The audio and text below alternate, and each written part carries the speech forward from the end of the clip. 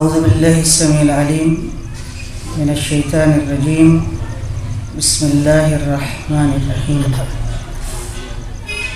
إنما العلم مع الحلم. معزز حاضرین کرام، علماء، فضلاء طلاب، میرے اچھے جوانوں، ہم لکھنؤ میں زندگی بسر کر رہے ہیں اور زیادہ تر لوگ میں سمجھتا ہوں کہ یہاں لکھنؤ کے باہر کے حضرات ہی ہیں، لیکن اس وقت جس شخصیت کے اوپر ہم گفتگو کرنا چاہتے ہیں اور جس کو خراج تحسین اور عقیدت پیش کرنے کے لیے یہاں جمع ہوئے ہیں، میں صرف ایک مثال دے کر کے اپنی بات کو آگے بڑھاؤں گا۔ ہم لوگ جیسے یہاں بیٹھے ہوئے ہیں تو ہماری آپ کی نظر بڑی محدود ہے، ہم اس سے باہر نہیں دیکھ سکتے، لیکن اگر ہم میں سے کوئی گھنٹہ گھر پہ چلا جائے یا رومیو گیٹ کے اوپر کھڑا ہو جائے اوپر جا کے، تو وہ تقریباً جہاں تک اس کی نظر ہے وہاں تک دیکھ سکتا ہے۔ ایک لیڈر، ایک قوم کا رہبر اسی قسم کا ہوتا ہے، اس کی نگاہ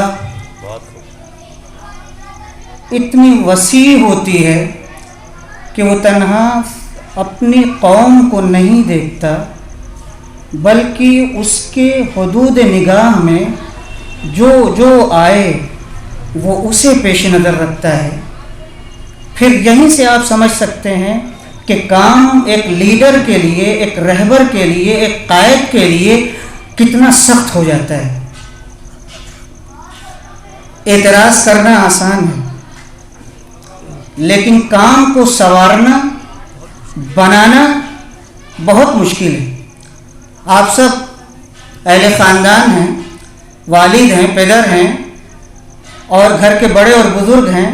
آپ دیکھیے اپنے گھر میں اگر کوئی مسئلہ ہو جاتا ہے، بحیثیت بزرگ آپ کے لیے کتنی مشکل ہوتی ہے۔ ڈاکٹر قلب صادق صاحب قبلہ کے لیے، چونکہ ہم یہیں پڑھے لکھے ہیں، یہیں ہم نے تعلیم حاصل کی ہے، ہم گولا گنج سے ان کے پیچھے نماز پڑھنے کے لیے آتے تھے آصفی مسجد میں۔ اس وقت قلب عابد صاحب مرحوم حیات تھے، اور جب وہ نہیں ہوتے تھے تو صادق صاحب قبلہ خطبہ دیا کرتے تھے۔ ہم جوانوں کے اندر جذبہ یہ ہوتا تھا کہ آج قلب صادق صاحب ہوں تاکہ ہم کچھ سیکھ سکیں۔ کیوں؟ اس لیے توجہ چاہوں گا، بہت سی باتیں ہو رہی ہیں، میں تھوڑی تھوڑی باتیں اپنی علمی استطاعت کے مطابق بحیثیت ایک طالب علم۔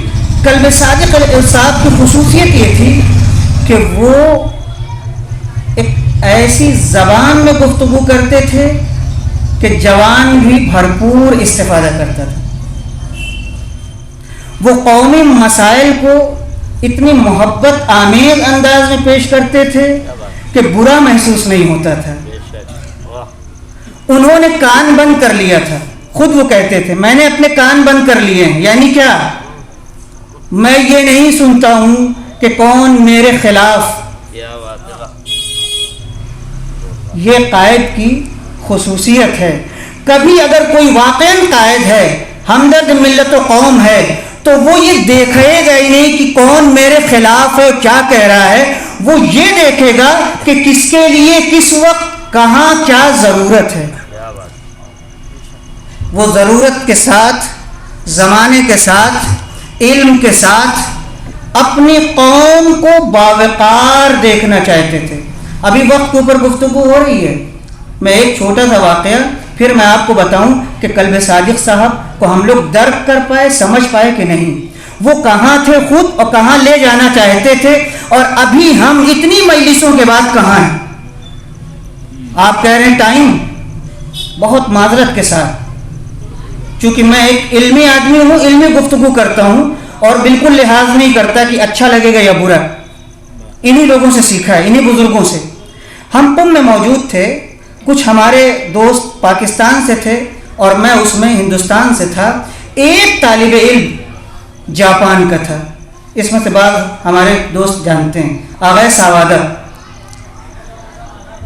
جاپان سے تھے. وہ جاپان کے بارے میں آپ کو معلوم ہے کتنا ترقی یافتہ ملک ہے. چائنا بعد میں آیا, جاپان پہلے تھا, اور ہمیشہ سے اس کا پروڈکٹ دنیا میں مانا ہوا. جاپان کا ایک شخص پورے ایران میں ایک شخص گفتگو ہونے لگی. کسی نے کہا کہ امام خمینی رضوان اللہ علیہ جب نجف میں تھے اور حرم امیر المومنین میں آتے تھے تو خادم اپنی گھڑی کی سوئی ملاتا تھا کہ امام خمینی کبھی بھی 1 منٹ پہلے یا بعد نہیں کر سکتے, وقت پہ آئیں گے. اب میں آپ سے کہنا چاہتا ہوں, بہت ہی معذرت کے ساتھ, میں لکھنؤ میں بول رہا ہوں اور میں اپنے دوستوں کے لیے بول رہا ہوں, بزرگوں کے لیے کچھ نہیں. بزرگ ہمارے بزرگ ہیں, دوستوں ترقی کرنا ہے ہمیں. ابھی تک یہ بات ہو رہی ہے, یہ تھے. اب میں آپ سے کہنا چاہتا ہوں, ہم کیا ہیں؟ میں یہ نہیں کہوں گا تھے کا وقت گزر چکا. اب ہم کیا ہیں؟ کیونکہ انہی سے سیکھا ہے. اب ہمیں آگے بڑھنا ہے. آغا سوادہ جو جاپان کے تھے وہ ناراض ہو گئے, وہ غصہ ہو گئے. کہہ لیں آپ نے کون سی فضیلت تراش رکھی ہے امام خمینی کی کہ وقت کے بہت پابند تھے. ہمارے ہاں جاپان میں اس لیے ایکسیڈنٹ ہوتا ہے کہ ایک ورکر اپنے وقت پر اپنی آفس اپنے کام پہ پہنچ سکے. یہ کون سی فضیلت ہوئی؟ اگر حضرت امام خمینی وقت کی پابندی نہیں کریں گے تو وقت کی پابندی کون کرے گا؟ میرے بزرگوں, میرے عزیزوں, ڈاکٹر قلب صادق اپنے زمانے سے بہت آگے تھے. ہم پیچھے تھے, ہم ان کا ساتھ نہیں دے سکے, اور یہ افسوس کی بات ہے.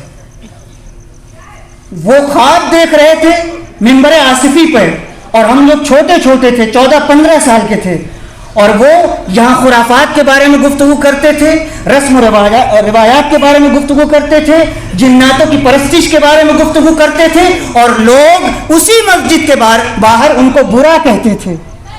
مگر قلب صادق صاحب قلب صادق تھے کہ ان کے پائے سے بات میں لغزش نہیں ہوئی کہ نہیں ہوئی, اور انہوں نے سب کو برداشت کرتے ہوئے آج ہماری قوم کے اوپر جو الزام تھا اپنے علم, اپنی دلیل, اپنے کردار اور کیریکٹر کے ذریعے سے چھڑا دیا. آج ہم اس پوزیشن میں ہیں کہ اپنے دین کو, اپنے امام حسین کے مشن کو بالکل صاف ستھرا پیش کر سکتے ہیں اور کہہ سکتے ہیں ہم خرافاتی نہیں ہیں, ہم رسم و روایات کے پابند نہیں ہیں, ہم شعور حسینی رکھتے ہیں. یہ ڈاکٹر قلب صادق صاحب تھے, ان کا مشن ایجوکیشن تھا. ایجوکیشن یعنی مولائے کائنات, باب مدینۃ العلم. میں یہی کہنا چاہوں گا, ہم لوگ تقریر کرتے ہیں اور آپ سے کہتے ہیں اور آپ واہ واہ بھی کرتے ہیں, نعرے تکبیر بھی لگاتے ہیں, نعرے حیدری بھی لگاتے ہیں. ہم کہتے ہیں ہمارا مولا دروازے علم تھا, مگر ڈاکٹر قلب صادق نے دنیا بھر والوں کو بتایا کہ اگر یہ قول رسول خدا کا ہے تو ہم اس کی تصدیق اپنے عمل سے کر کے بتا رہے ہیں. آؤ یونٹی دیکھ لو, آؤ ایرا دیکھ لو, آؤ مدینۃ العلوم دیکھ لو. پھر میں کہوں گا آپ سے, میری بات زیادہ لمبی نہیں ہے, اسی لکھنؤ میں کہ جس کی قدر نہیں ہوئی, اور ڈاکٹر قلب صادق صاحب نے ایک سیمینار میں کہا ہے, وہ موجود ہے, ایک اور شخصیت تھی جس کو ہم نے بھلا دیا. وہ سرپرست قوم نہیں, وہ ہمارے روحانی باپ تھے جس کو اپنی عاقبت کی فکر ہے, ضرور وہ یاد کرے گا. وہ مولانا غلام عسکری تابسرا تھے, جنہوں نے تحریک دینداری, آپ لوگوں نے دیکھا ہوگا, وہ جسامت کے اعتبار سے بہت موٹے تھے, ان کا چلنا پھرنا بیٹھنا بہت ہی تکلیف دہ تھا, مگر یہ ان کی شرعی ذمہ داری تھی کہ وہ قریہ دیہات جا کر کے لوگوں کے سامنے ریکویسٹ کر کے, گزارش کر کے مکتب کھولا. ان کی خصوصیت یہ تھی, کم پیسے میں 5 تک کا مکتب کھول کر کے آج پورے ہندوستان میں جہاں چلے جائیے, یہ پگڑی والے, یہ ٹوپی والے, یہ شیروانی والے, یہ اللہ رسول کی باتیں کرنے والے, یہ ہمیں روشنی دینے والے, ہے، یہ ہمیں آخرت کی طرف لے جانے والے انہی کے مکتب کے نکلے ہوئے وہ علماء ہیں، ذاکرین ہیں، خطبہ ہیں، جس کا چراغ مولانا غلام عسکری نے جلایا تھا، اور جب ان کا انتقال ہوا یہاں فضا آلودہ تھی، مگر ڈاکٹر کلب صادق وہ پہلی شخصیت تھی کہ سب سے پہلے گولا گنج جامع امامیہ پہنچ کر کے ان کو تعزیت پیش کی۔ یہ تھے ڈاکٹر کلب صادق صاحب۔ اور دوسرا خط میں بس سمیٹ رہا ہوں، کلب صادق صاحب قبلہ ایک ایسے واحد لیڈر تھے کہ ہم مایوس نہیں ہیں کہ جنہوں نے ہماری قوم کو عالمی منزل پر پہنچایا، انٹرنیشنل دنیا میں متعارف کرایا۔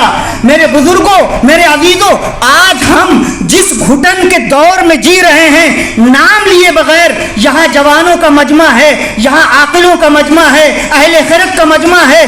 اس پوزیشن میں کہ جو ابھی گزری اور جو گھٹن کا ماحول پیدا ہوا، آپ نے دیکھا عرب کی آبادی میں اس ہندوستان میں کوئی نہیں بول رہا تھا، اتنی زبانیں، اتنے سیاسی لیڈر، اتنے روحانی پیشوا، مگر سب کی زبانیں بند تھیں، مگر ایک تھا کہیں کسی ٹی وی پر بول رہا تھا، اینکر کے نام سے جانا جاتا ہے، مگر اس کی باتوں میں جو خوشبو تھی کہیں کہیں وہ بین الاقوامیت کی تھی، وہ اسلامیت کی تھی، وہ تشیع کی تھی۔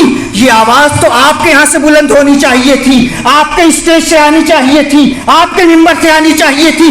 کیا ہوا کہ جہاں ہمارے بزرگ علماء جی رہے تھے، قوم کو لے جانا چاہتے تھے، انہی کے ماننے والے اور ان کی حلق خشک ہو گئی، ان کی زبانیں گونگ ہو گئی، اور وہ باتیں کسی کافر کے منہ سے آپ سن رہے ہیں اور آپ کہتے ہیں کیا کہنا، بہت اچھا کہہ رہا ہے۔ یہ اس لیے کہ آپ نے ممبر کا بھرم چھوڑ دیا اور اس کا لحاظ نہیں کیا۔ ہماری اور آپ کی بھی کچھ ذمہ داری تھی، ایسے خطبہ، ایسے ذاکرین اس ممبر پہ آنے چاہیے تھے کہ جو اسلام سے بھی واقف ہوں، جو فقہ سے بھی واقف ہوں، جو عقائد سے بھی واقف ہوں، جو تفسیر سے بھی واقف ہوں، جو کربلا سے بھی واقف ہوں، اور دنیا کے آج جو عام حالات ہیں اس سے بھی واقف ہوں۔ تب وہ آپ کی رہنمائی کرتے، تب وہ آپ کو رلاتے، تو فاطمہ زہرا اپنے رومال میں ان آنسوؤں کو لیتی اور حسین کی خدمت میں پیش کرتی۔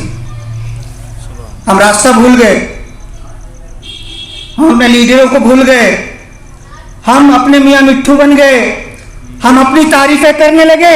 میری تعریف کرو، میرے شہر کی تعریف کرو، مجھے بلاؤ، مجھے خطبہ دینے کے لیے، مجھے نماز کے لیے۔ یہ شیعت کا مزاج نہیں تھا۔ کیوں بنا؟ اس لیے کہ ڈاکٹر کلب صادق صاحب نے اشارہ کیا، قوم، ہماری قوم، دوسری کی طرف نہیں اشارہ ہے، ہماری قوم ممبر سے بنے گی اسی سے بگڑے گی۔ ہماری قوم، چاہے وہ ایرانی قوم ہو، چاہے وہ لبنان کی قوم ہو، چاہے وہ عراق کی قوم ہو، اور چاہے وہ پاکستان کی قوم ہو، جہاں جہاں شیعہ بیدار مغز لوگ زندگی بسر کر رہے ہیں، وہ جینے کا سلیقہ جانتے بھی ہیں اور لوگوں کو پیغام محبت دے کے بتاتے بھی ہیں۔ ہم ظلم سہ کر کے لوگوں کو پیغام زندگی بھی دیتے ہیں، پیغام محبت بھی دیتے ہیں، پیغام علم بھی دیتے ہیں۔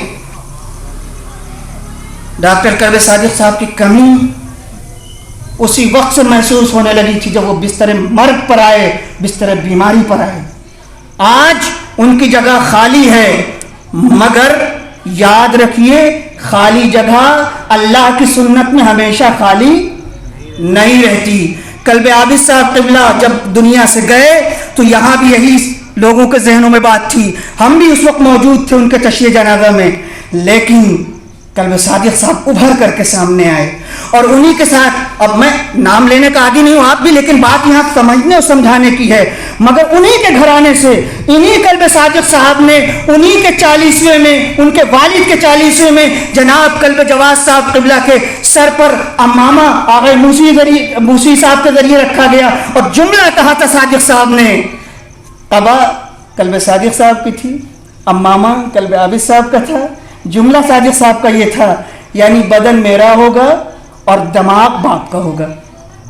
یاد ہے آپ کو؟ ہمارے بزرگ لوگ بیٹھے ہیں، میں تو اس وقت چھوٹا تھا مگر ہمارا ذہن کام کر رہا تھا، یعنی کلب صادق صاحب بتا رہے تھے کہ میں اور ہمارا خاندان کہاں لے جا سکتا ہے اور لے جانا چاہتا ہے۔ آج قلب صادق صاحب کے بقول اسی وصیت میں کہا ہے ڈرنے کی ضرورت نہیں ہے، اللہ سے ڈرو، بس یہی سبق ہمیں لے کے چلنا ہے۔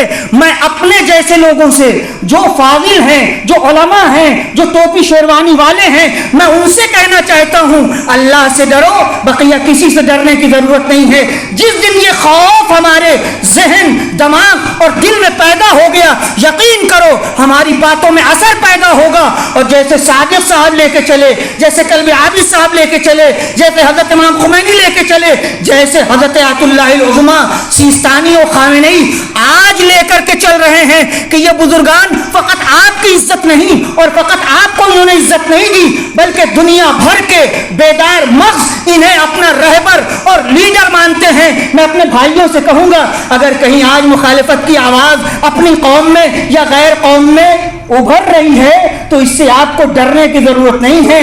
آپ ہمیشہ سردار رہے ہیں، قلت میں ضرور رہے ہیں، مگر ہراول دستہ آپ رہے ہیں۔ اگر آپ یہ عزم کر لیں کہ ہمیں اپنے مولا کا مشن آگے بڑھانا ہے تو علی ابن ابی طالب کی طرح کبھی گھر میں بیٹھنا بھی ہوگا، کبھی میدان میں آنا بھی ہوگا، کبھی تلوار اور کبھی ان کے بیٹے کی طرح سے قلم اور کبھی کربلا بنانی ہوگی۔ ہمیں ڈرنے کی ضرورت نہیں ہے۔ یہ بہترین خراج عقیدت اسی وقت ڈاکٹر قلب صادق صاحب قبلہ کو ہو سکتا ہے کہ جب ہم خود اپنے اندر ان کے وہ سارے صفات جو ابھی تک آپ نے سنے پیدا کریں، اور ہمارے جوان یہ احساس کریں کہ ہمیں آگے بڑھنا ہے، ہمیں نہ صادق صاحب کو بھلانا ہے نہ ان کے مشن کو بھلانا ہے، بلکہ ہم سب میں آج کے بعد ایک ایک قلب صادق ہونا ضروری ہے۔